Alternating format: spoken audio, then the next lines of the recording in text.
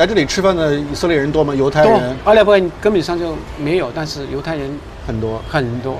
我有几十年的客人，几代人都在我这里吃饭。当时79年来说，这里危险吗？这里问题多吗？以色列一直都有问题。到今天为止，昨天为止都有问题。这个阿拉伯世界的冲突，几次以色列的战争我都在这里。1982年的打黎巴嫩。打黎巴嫩，对。那个时候打黎巴嫩的时候，很多人，美国来的，其他国家来的犹太人，他们在街上里被挡，然后就有车子把他们送走，送到前线去。我问他们我自己愿意来的。这边也有自杀性爆炸嘛？很多，这个我亲眼看到的。在哪里？什么样子？这里39号。39号。这旁边那里。晚上也是爆炸了，他2个公交车啊。他等那个公交车到站的时候，这个公交车到站，那个恐怖事件引爆，2个公交车的人死伤很多人。他爆了以后，还有第2个人看到你们很多人在这里，第2个人进来爆了。什么时候爆炸最严重啊？一直都有。我们都已经怕。现在少一些了，是吧？没有了，根本上没有。现在没有了。就因为建那个墙，是不是？是，很有效，是吧？有效。但是巴勒斯坦人就很愤怒嘛，建这个墙，把人与人之间都分开了。以前有现今记载的时候是犹太人的地方，后来犹太人2000多年的时候，他们这人就散掉了，逃到全世界的地方去了。以后阿拉伯人进来这里，生活了1000多年，他们也是当这里是他们的一辈子，他们的家。所以我觉得应该有和平的一点，大家就应该互相体谅一下。大家互相残杀，这不是一个好的解决方法。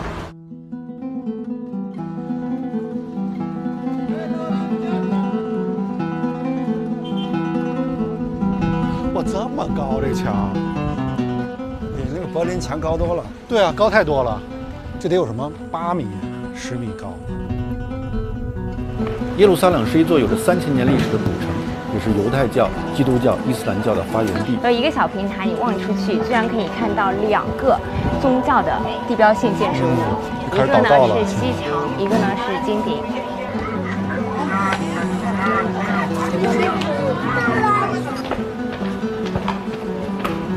与耶路撒冷相距1小时车程的特拉维夫，却是一座引领世界科技的现代都市。我相约赫拉利在这儿再次见面，我很好奇，如此复杂的环境对他的影响是什么。Hi, see you again. Hello. Hi, see you again. See you again. Hey, how are you? Hi. Nice to meet you. So where to go? We need the car. Yeah, we are ready.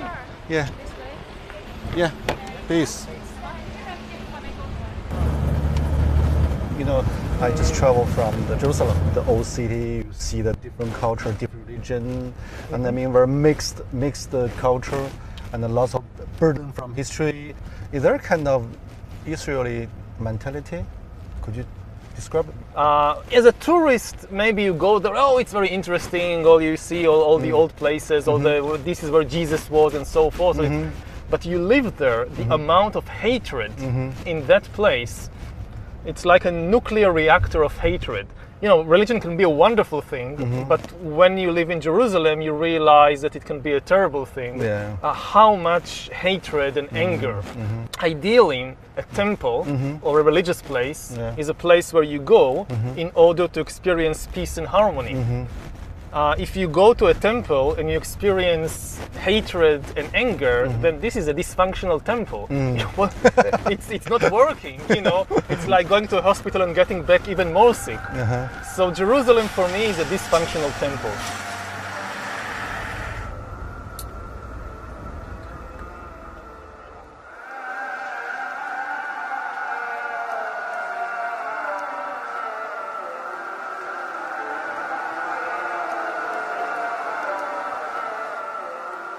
How this kind of things shape your mind, shape your The influence on me of if this is what you ask, it obviously has an impact. Yeah. I mean, if you live in a place like Silicon Valley, maybe you can have this kind of utopian vision of a world governed by science and by rationality and things like that. But if you live in the Middle East, it's obvious to you that you cannot escape this tension because all around you people are killing each other because of their belief in fictional stories. Yeah. So it's very clear to you that fiction is an extremely powerful thing. My house, the village where I live, is exactly middle of the way between Tel Aviv and Jerusalem. On the one hand, I'm very connected to this world of Tel Aviv. Yeah, modern technology, Modern technology, world, high tech, all that. And on the other hand, very connected to Jerusalem with all the religion and mythology and especially this is why I think much of my writing and scholarship is about this tension between the modern world of the 21st century and artificial intelligence and all that, and on the other hand, the still great impact of all these mythologies and fictional stories and religions. When did you notice the tension? When did you notice the hatred of religions and I think only when I left Israel and I went to do my PhD in Oxford, then I realized how much tension there is in the place where, when you're born into it, you think, well, this is how the world is. And only when you go out, you realize, no, this is not how the world is. 为了更充分理解这个国家与赫拉利，我约了几位当地人闲聊。我的朋友王石正在以色列游学，他与我一同前往。007那个谍战片那个对。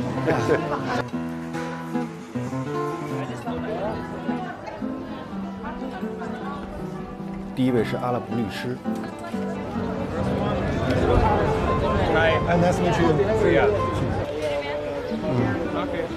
How do you think about the Jewish people? I mean, the Jewish come back, take the city, they become the new authority. Is understanding or for you not? For me, I don't have a problem with the religion about the Jews.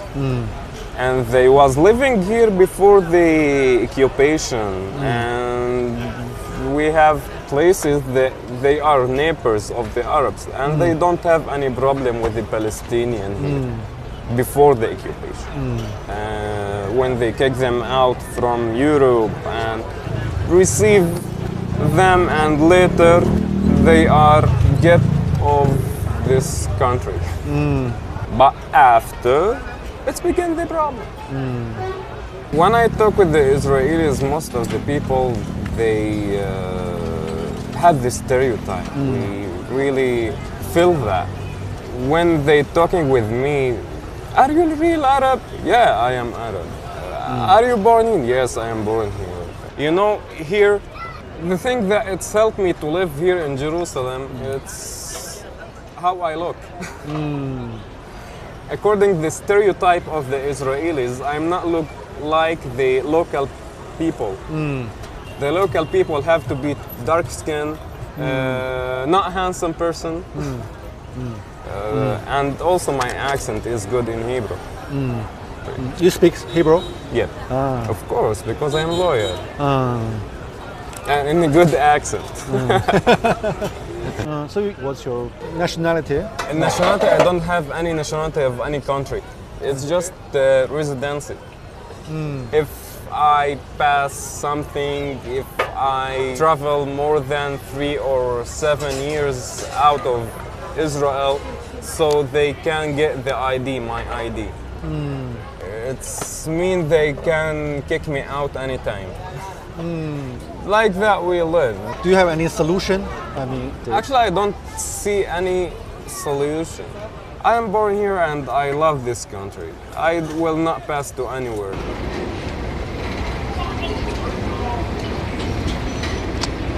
Forgot a car.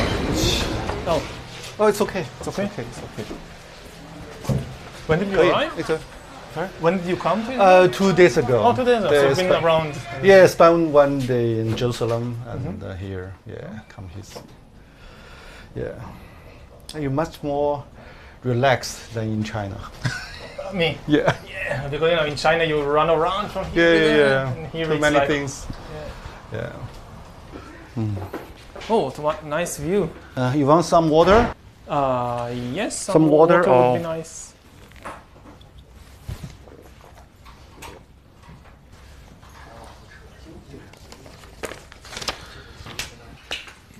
Tell me more about, your self-searching in Oxford, your life, your thinking, your mentality, how the change happened. Yeah.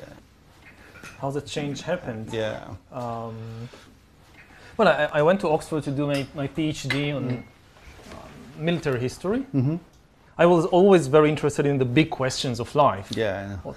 What are we doing here, and what is the meaning of life, and what is the source of suffering in the world, and things like that. But I got the impression that you couldn't really engage with these questions in the academic world. The academic world is kind of pushing you to focus on more and more narrow and specialized questions.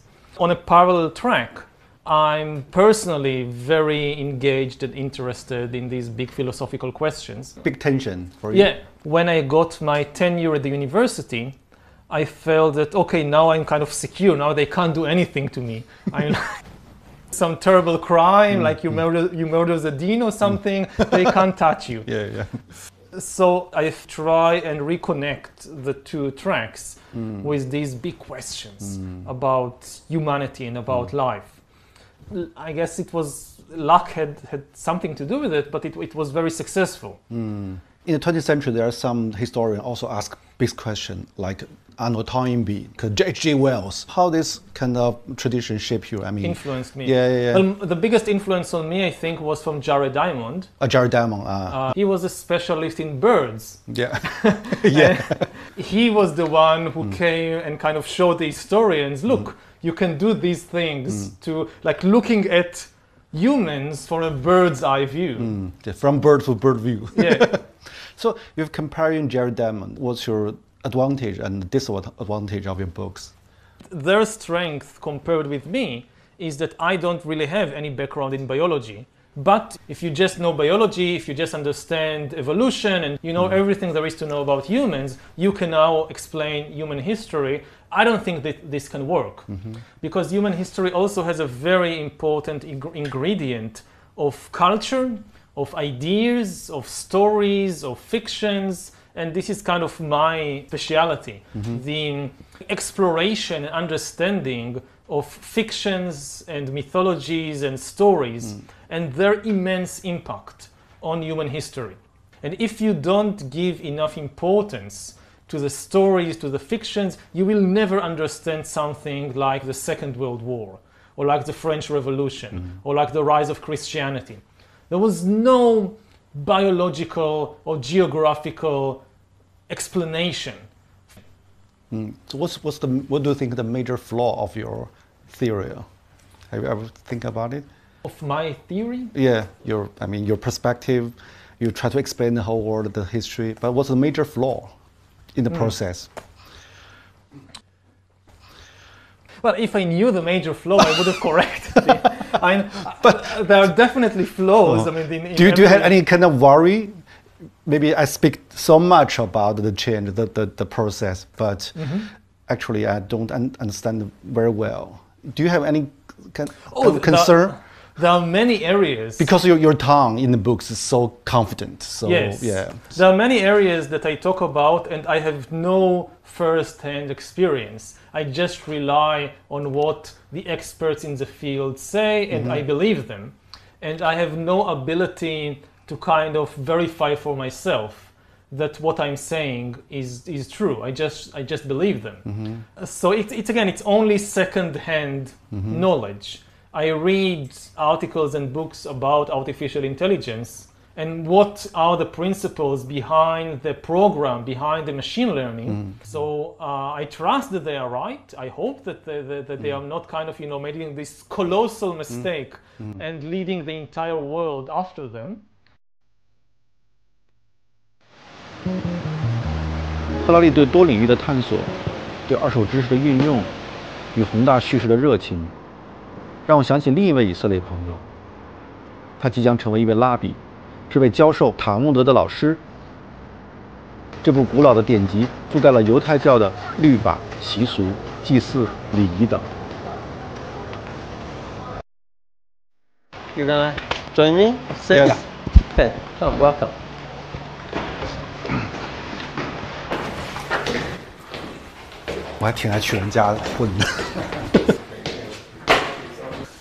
Welcome, welcome everybody.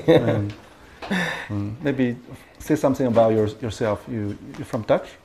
Well, I am from a Dutch-German family, but I was born here. Nowadays I'm studying to become a rabbi, conservative rabbi. How could one be a rabbi?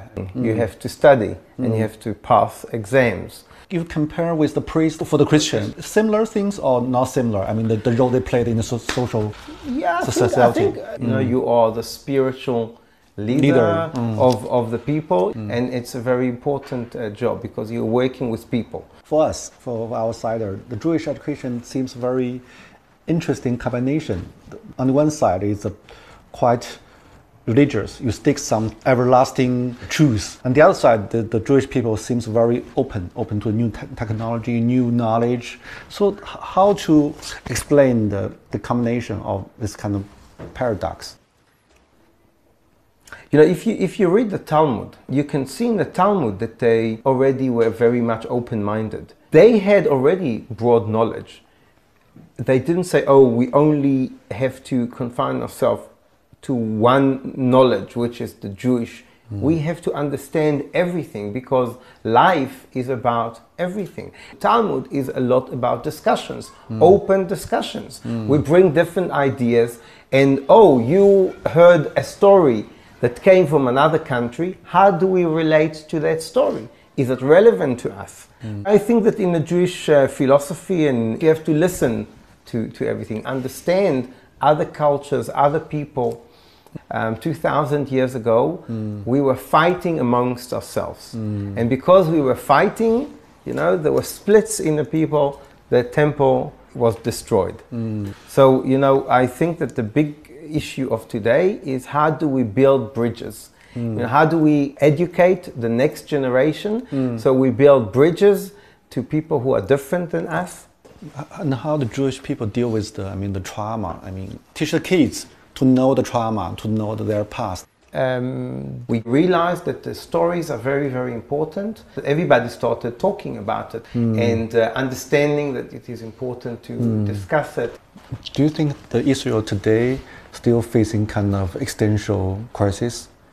I want to believe that not. I think that, look, there are people in the world that say that they want us to disappear. But I don't think that, you know, practically it's possible. But human beings are not always predicted. What we learn from history is that human beings, that people, never learn from history. So history can often repeat itself because we just don't learn. So we don't look with open eyes of what happened only a few years ago and say, okay, let's do it differently. So I don't know. You know, I don't think that we are today on an immediate threat. But of course, Israelis feel that there is a threat. But I hope and I believe that we are strong enough and we'll be okay.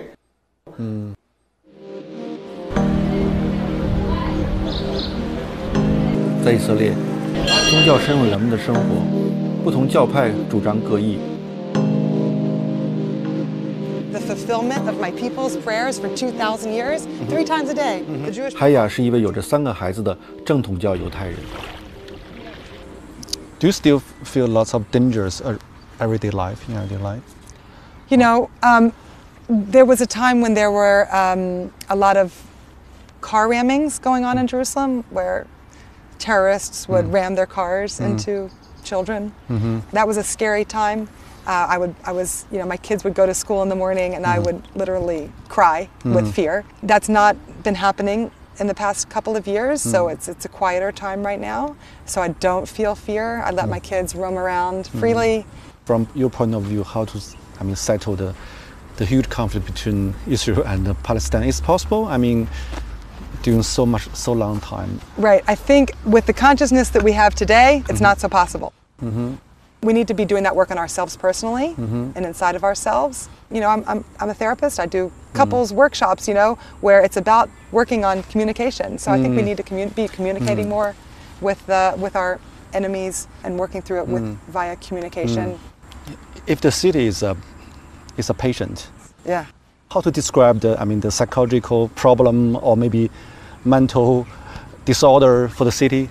You know, it's interesting we're having this interview today. Today is the National Day of Mourning. There's all sorts of things that we do today to enter into a consciousness of mourning for all of the pain of the world. 2,000 years ago, our people had senseless hatred.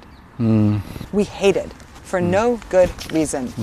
We hated our brother, we hated our cousin, we hated. And for that, our national story goes, our temple was destroyed and the Jewish people were dispersed all over the world because we could not love each other. That's our psychological ailment is hate. And so the fixing of that is going to be love. It is love, senseless love. What does that mean and how do we do that is a whole other question, but I think just having that awareness, and we're trying to learn how to love senselessly. Wow. I know that seems like a little bit like theoretical maybe, but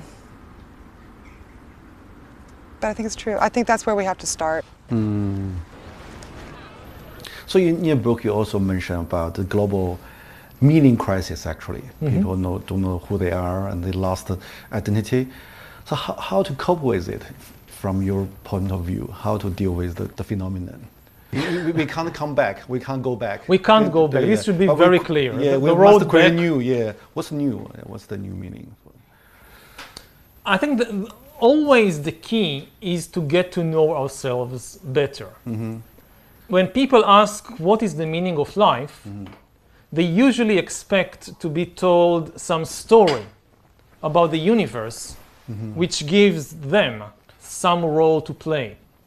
You have the Jewish story, the Christian story, the national story, but all these stories are false because the universe doesn't work as a story. It exists today in the world, not Israel, not Japan, not Greece, not Egypt. None of them existed 5,000 years ago. Humans coming out of Africa, the first cave art, the farming, the invention of farming, of agriculture, the invention of writing, of money, the first cities, all these things happened long before any of the nations that today exist appeared. So none of them offers you an eternal truth. And I think that what the real answer to this search for meaning is leave all these stories aside. And the key thing is to really understand the reality about yourself. So there are many tools to do it, from meditation to the tools of science, that to really explore what is the body, what is the brain, what is happening within me. If you really know the truth about yourself, I don't think that you need any of these stories anymore. So you say you must create your own story. No, you don't create your own story. You search for the truth about the reality about yourself. But you said that the whole history is about story, but how to see the reality. But people never live in the kind of true reality, mostly fictional. Yes, as I said, in order to live in society, in order to have a functioning social order, you must have all these kinds of stories. They're useful as tools. You cannot build societies without a story in which people believe. But it's the same in the case of entire nations and religions. You can't organize millions of people together if they don't agree on some common story and common laws. So we need these things. But they are just tools. They are not the ultimate reality.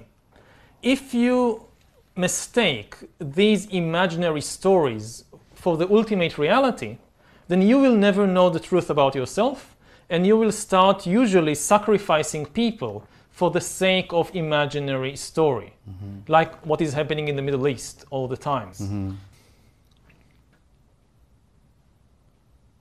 它算一种启蒙啊，让你想这些问题 ，AI 什么问题。但是大部分情况下，大家不会真的想嘛，大家只是盲从某种新的说法而已，新的流行而已。它不是催促你更复杂性的思考，或者说要面对自己的很多问题。